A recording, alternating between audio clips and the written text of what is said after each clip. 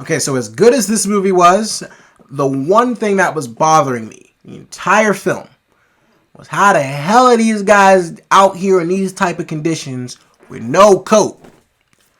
How are they surviving this sort of treacherous snow and treacherous cold in sweaters? And they damn near was dressed like that. You can't survive like without all the stuff in the middle. They just had coats like these and sweaters. You not survive. Ain't no way you surviving something like that. I know this was based on a true story. I think this was based on a true story. Not 100% sure. It might have been. But regardless, bro, any winter that came around, my parents made sure I had the biggest freaking jacket on ever. And even then, sometimes like them when the wind would blow in the cold, boy, your face would get cut up regardless. Like, bro, sometimes, man, just being in the cold is crazy. So, me with the winters that I've experienced, I'm watching this movie like, ain't no way these boys out here ain't got no coats. They all would have died. But regardless, this is some intense shit, and we gonna get into it. So this is the Society of the Snow.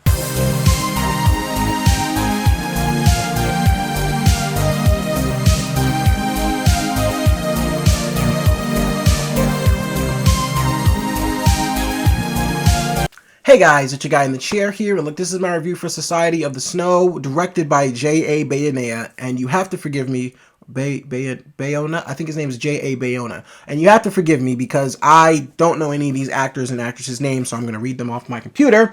Enzo Vorgranic, okay, I'm messing that up badly. We're just going to call him Enzo, and not the Enzo from Vampire Diaries. Matthias Ricault, Carlos Paez Rodriguez, that was the easiest one to pronounce. Augustin Pardella. All right, so that's the actors' names. They all did a good job, and I'm so sorry that I butchered their names, but I've never heard of any of these actors before this film, so I'm very sorry about that. But our plot follows a group of travelers who are basically going on a trip from I don't know where they're from, but they were supposed to be going to Chile, and their plane crashes in the middle of these snowy mountains, and they are stuck out in the middle of nowhere with little to no food, trying to survive as best as they can in some treacherous cold conditions. And that is the only way the only way this movie needs to be described, because it's a survival movie. But one thing I'll say about this survival movie, if you've ever experienced any sort of treacherous winter, or if you've ever just walked out in the cold and been out there for a minute, like shoveling snow, and I'm talking about like some real bone-chilling type cold. Like I said, the type of cold where if the wind blows, your face getting cut. Or it feels like it's getting cut. That type of cold. If you've ever experienced any cold like that, which I definitely have, this movie hits different, bro. This movie hits 1000% different, and it's crazy because when I'm watching these guys freeze their ass off, I'm literally sitting here wrapped in my blanket, like tightening myself up even more because I feel like I'm getting cold, like I'm about to freeze my ass off just watching these motherfuckers freeze their ass off. And like I was thoroughly surprised about how good this movie was. Now, a lot of people were hyping this joint up, saying it's like the best survival movie they've ever seen. I mean, look, the best is definitely one of them for sure. The best survival movie I think I personally ever seen was Lone Survivor with Mark Wahlberg, because that joint was crazy. If you've never seen Lone Survivor with Mark Wahlberg, that's like a balls to the wall, like real gritty type action film. That's really dope. Like that joint is like straight intensity from beginning to end.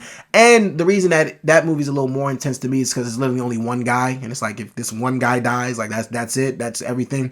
This movie, although everybody's life is important, it just had like 40 people on the plane, and that's a lot. And by the time the plane crashes, I think we're down to maybe like 20 something. So I mean that's quite a bit of bodies to keep track of. And honestly, while like I said, everybody's life is important in this film, so every life lost is definitely one that needs to be mourned and be sad over. But it was just like I felt like the stakes in Lone Survivor were just a bit higher because there's only one guy. But Society of the Snow, look, this movie here was really good. Like I was thoroughly surprised about how much I enjoyed this movie. And what I enjoyed most about this film is the way how every time a new obstacle or a new, I'll call them challenges, because I mean, like, they're like, everything is, in order to survive, there are multiple challenges that you're going to be presented with that you have to overcome. And every time there's a new one presented, it's almost as if, like, you as the audience member keep telling yourself, like, yo, they're not getting out of this. Like, there's no way in hell. Like, bro, I'm telling you, I'm sitting there the entire time trying to figure out how these boys in coats, or they don't have like big coats on, like, at least not all of them. Some of them, when they go out into the, actual cold, they do, but they didn't have, like, a lot of them did not have coats. And it was like, I don't even know how they're surviving. I don't even know how they're surviving this. And the other thing that makes a very good survival movie is when you are presented with different situations where, honestly, you're running out of food and you got to decide, okay, are we going to eat people? Are we going to do this, do that? When the movie makes you as an audience member kind of engage in that decision making, what I mean is when they kind of make you be like, what would I do in a situation like this? That's really when you're watching a good survival movie, because you're asking yourself, what would you do in situations like these? And I mean, minor spoiler alert, not really, but once they talked about, I'm not really going to get into detail about what this is, but once they started talking about black piss and they showed that in this movie, I was like, no, I'd eat somebody for sure. I'm eating somebody. Give me an arm, give me a leg, give me an eyeball, give me their lip. Does not matter. I'm not pissing black. Pissing black, that was different. I ain't never seen that in a movie before in my life. That scarred me for sure. But a testament to how beautiful this movie was as well. I know that's kind of like random, talking about a very gross thing, eating black piss and eating people, and we moving on to how beautiful the movie was. But that's movies for you, man. You you just be in awe of something, you be in shock about something at one point, and then you're in awe of something at another. So that's what this movie does to you. But this movie was very beautiful, had gorgeous scenery, like the mountains. Not only that, but just some of the shots that they do is absolutely spectacular. There's this one shot in particular of the night sky that I thought was absolutely beautiful. I would have loved to watch this movie in theaters because that shot was absolutely gorgeous. But they not only do a good job at making every character's whose life is lost very important to the film itself, but they make sure that the remaining characters who are trying to survive are really carrying the emotional weight of the film, and they're doing a very good job of it. Like, their survival means everything to them. They're trying their best not to lose hope, not to lose faith.